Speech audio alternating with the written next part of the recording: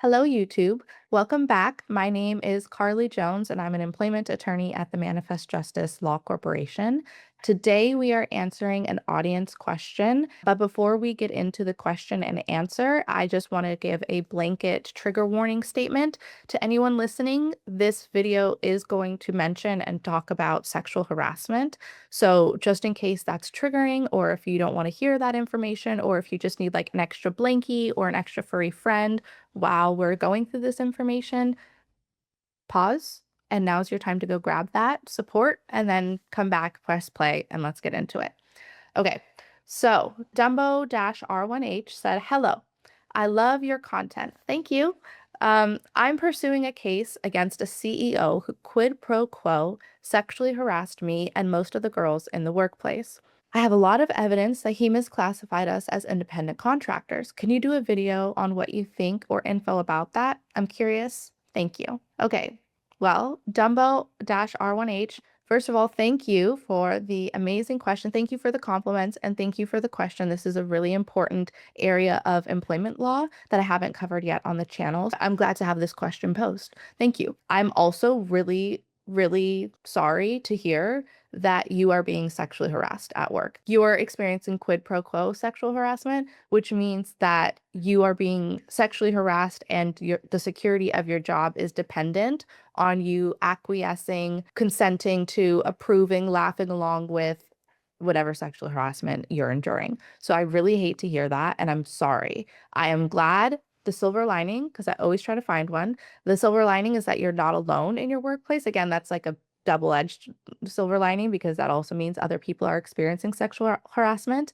And I hate to hear that, but I'm really glad to know that you're not alone in your workplace because, of course, nationwide, universe-wide, you're not alone you're not alone in experiencing sexual harassment at your workplace, but there's a difference between not being alone in a global sense versus not being alone literally in your own environment, in your work environment. So I'm glad that you have the additional support, and there's definitely strength in numbers. So I'm really glad to hear that y'all are banding together, or at least you're learning about it and pursuing your rights to protection in your workplace and to work in a space where you're free from discrimination and harassment. Yeah. So I'm really sorry to hear that. And I'm really glad that you've reached out for additional support. I'm going to do my best to address this misclassification issue.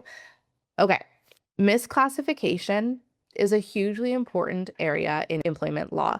The reason why classification of employee versus independent contractor versus volunteer, intern, trainee, etc., like all these different classifications, your title at work, it really matters. Not your job title, but your, again, classification. If you're, again, your classification of employee versus independent contractor, it matters a lot because employees are covered under employment law and they have employment benefits, and there are more protections for employees and an employer, the employer has more duties under the law to provide and protect for their employees. On the other hand, contractors, volunteers, typically public employees, those workers are not covered by employment laws and they typically do not have the same employment benefits. So, for example, an independent contractor, volunteer, and again, often public employees, they're not going to have the same rights to workers' compensation, for example, if they're injured on the job.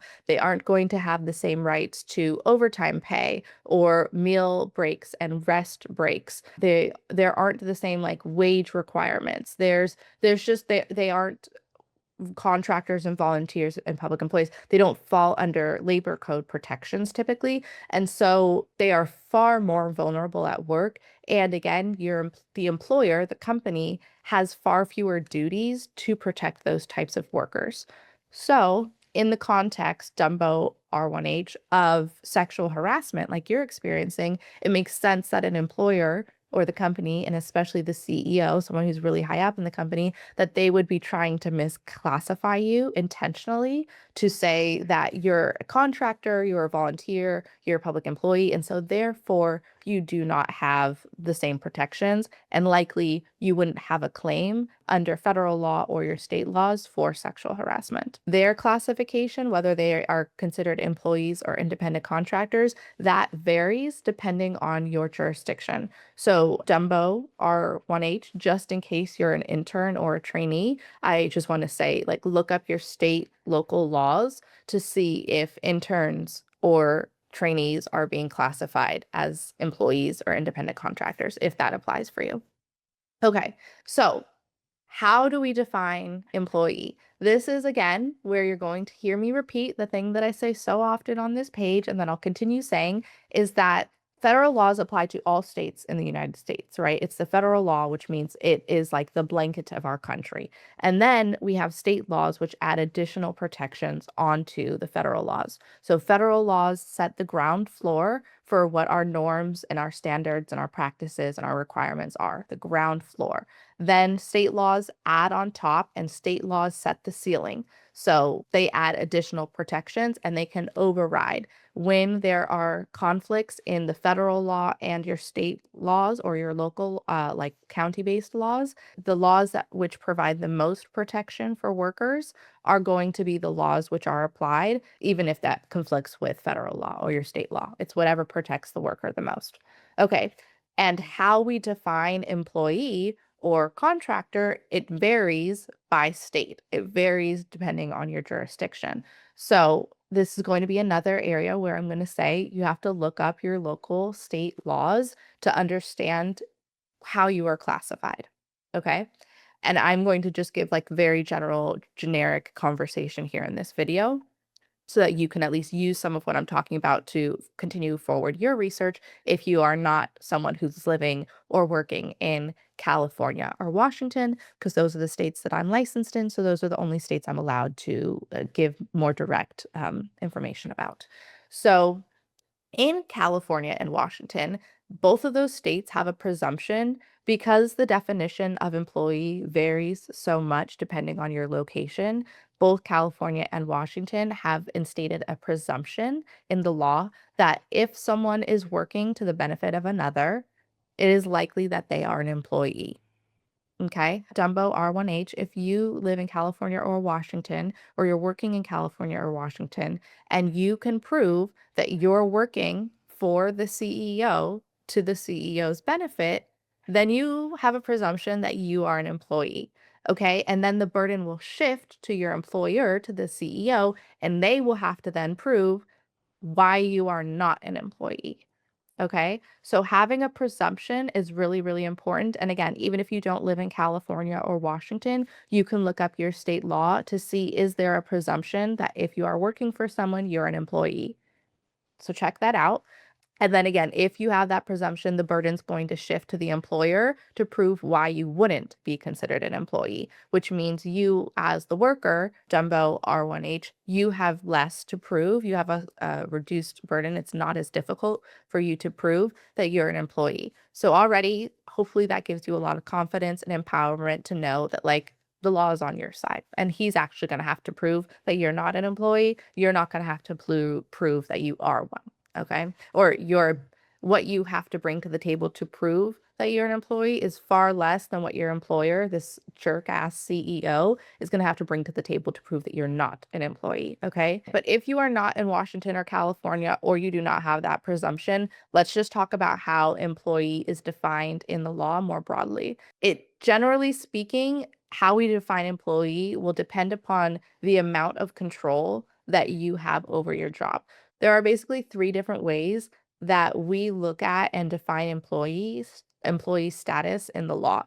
So the first way is like it looks at the amount of control that the employer has over your wages, your working conditions, and or your schedule. If you, the worker, if you have the most amount of control over your wages, your working conditions, and or your schedule, then in some places, depending on the test that your jurisdiction use, then they're going to presume you're probably actually a contractor versus an employee. If the employer has control over the wages, working conditions, and and or your schedule, then again, depending on where you live, the courts are probably going to assume that you are the employee. Another way, a second way that we look at how to define employee status in this country is if the employer knows that you're performing services to their benefit, to the employer's benefit, then that can also potentially establish an employer-employee relationship. So, for example, if see every week that someone comes to my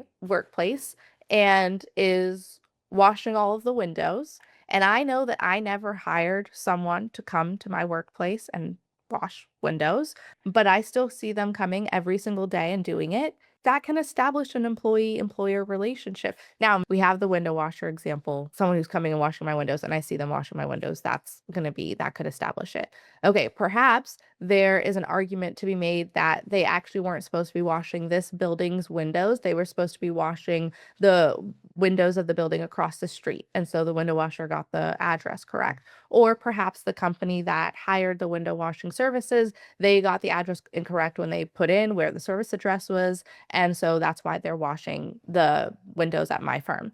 But if I see someone washing the windows at my firm every day, I have a responsibility to go out, speak to the window washer and say, "Hey, like what's going on? Are you like doing free services in the area or what? Cuz I didn't call you. I haven't hired you. I don't want you doing that. I am not seeking out your services to my benefit. I am not intending to have any kind of employer-employee relationship." So if I'm aware of it, then I have a responsibility to follow up on it. So even if the employer didn't like specifically hire you to perform services for you, if the employer is aware that someone is performing services to the employer's benefit, then that may establish an employer-employee relationship, again, depending on your jurisdiction. The third and final way that we establish if someone is an employee, an independent contractor, and that we define the employee relationship is courts will look at if the employer engaged someone for work and then the person agreed to work for some kind of compensation, then that can also establish an employee-employer relationship. So if I posted a job post saying that I was looking for a new paralegal and someone applies to the job and agrees to work for me as a paralegal for this rate that I posted the job for, and I hire them, then that can presume just even if I didn't say you will be an employee or you will be a contractor, it can establish an employer-employee relationship.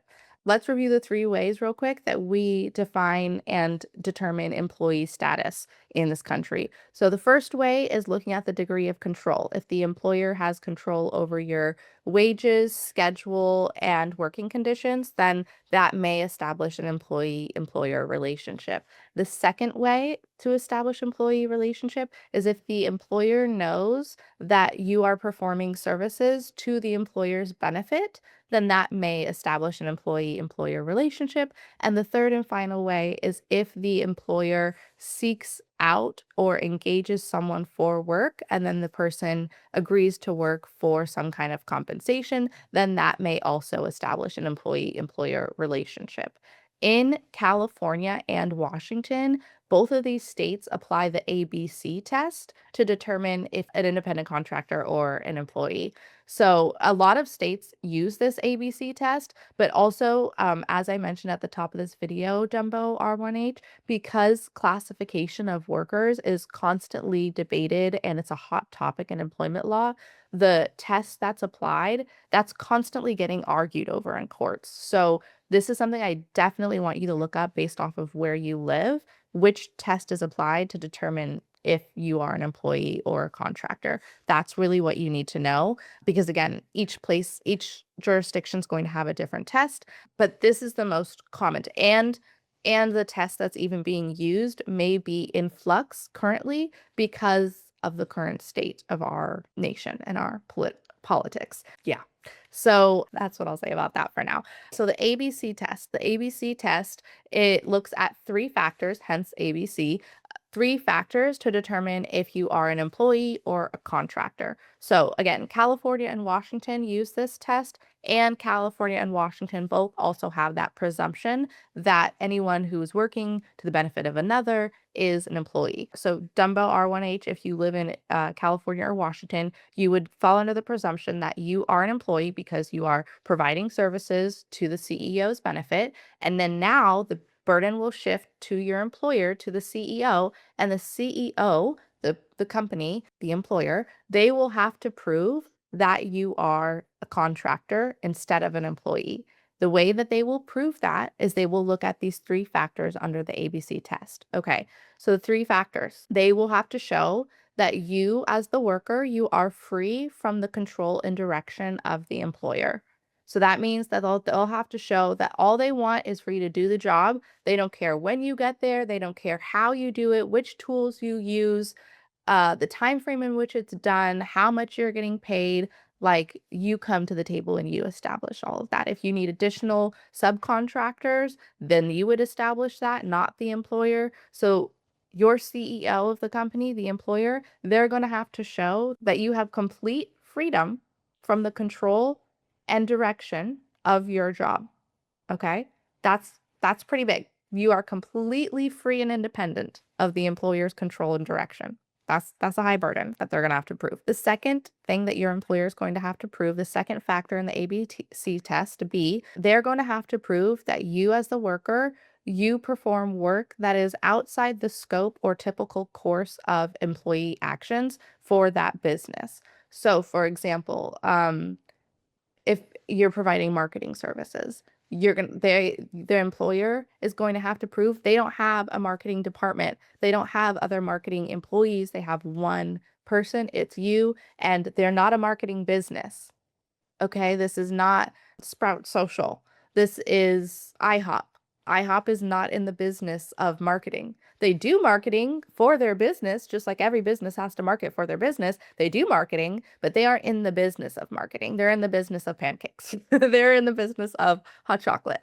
They're in the business of serving food and in hospitality. They're not in the business of marketing. So that's the second factor. They're going to have to prove, your employer's going to have to prove, first, that you're free from the control and direction of the employer. Second, that you are performing work outside the normal scope of that business's activities. The third thing that your employer is going to have to prove to show that you're an independent contractor instead of an employee is that they're going to have to show, the employer, not you, the employer, the company is going to have to show that you are customarily engaged in that practice or in that trade independently. So, for example, with the marketing, they're going to have to prove that not only do they not have their own marketing department, or like they're not engaged in the business of marketing, that's under prong 2, but they're also going to have to prove under prong 3, what are numbers under prong 3? So they're going to have to prove that you have your own like side hustle business doing that thing. Okay, so that you would have your own marketing business is what they would have to prove.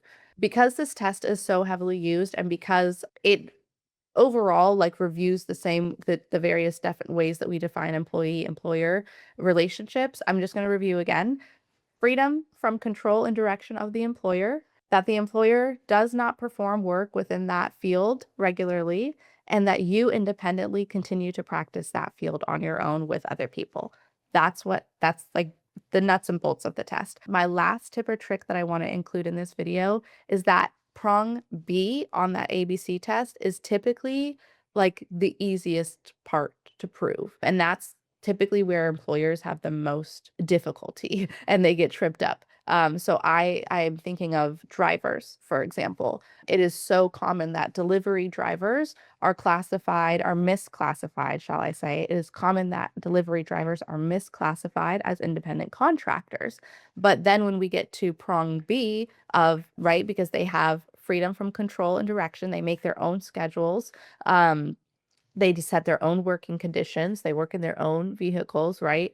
But under prong 2 of the ABC test, if your business is a delivery business, then that's not an independent contractor. That's an employee. If we're talking about like if you're a delivery driver for Uber Eats or Uber, or it's going to be really difficult for DoorDash, for example, to argue under prong B of the ABC test that the worker is performing work outside the usual course of the business activity for DoorDash, whose business activities is to deliver food. Those drivers, therefore, aren't independent contractors, they're employees, or like Instacart. You can't tell me, Instacart, that you have a bunch of independent contractors when your whole business is delivering food and groceries. So that's an area where workers are commonly misclassified in this like scope of business activity prong for the test of where we define employees versus contractors. That's where a lot of employers like often get things wrong, and employees can be very successful in saying like, what the heck are you talking about? You aren't in the business of doing XYZ service. Like, you have a whole department that does this, or this is what the whole business, it's your main business purpose. There's just a lot of room for argumentation in that prong V of the scope of business activity. I feel like I'm repeating myself at this point, and I think I'm rambling and that this has gone on a very long time.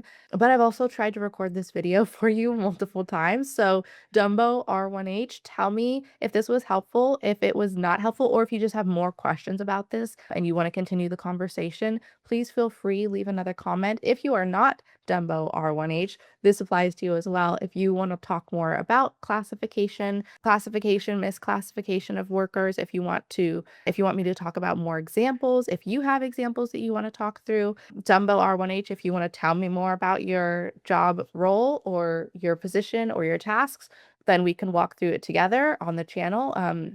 And kind of do like a live hypothetical of would that be how would you be classified if you were in California or Washington?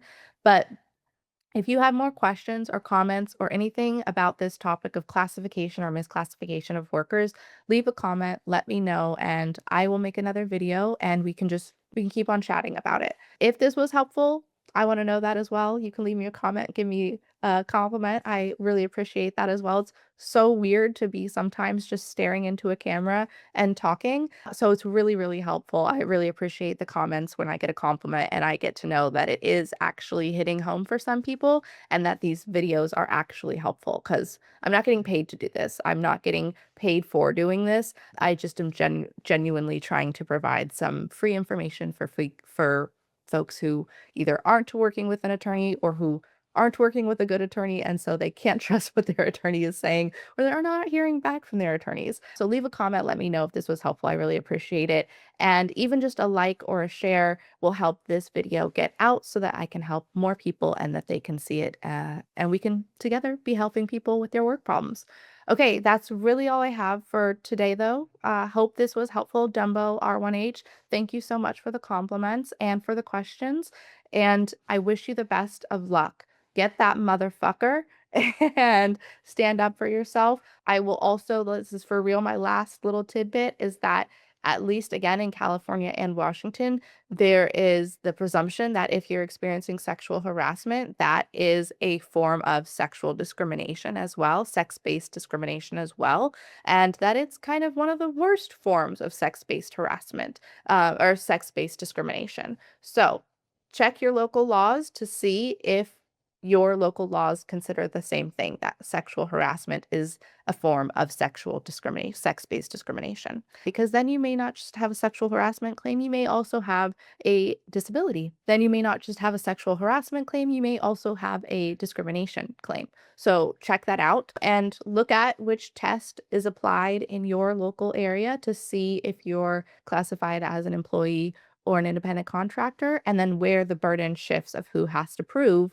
if you're an independent contractor or an employee. I hope this was helpful. I hope this was informative. I hope this was empowering. And I hope this helps you get fucking paid. Make them pay, make them pay, make them pay for what they've done for you. And to all the other girls at the workplace. I'm sending you so much love and encouragement. And know that it's not your fault. Know that you did nothing to ask for it.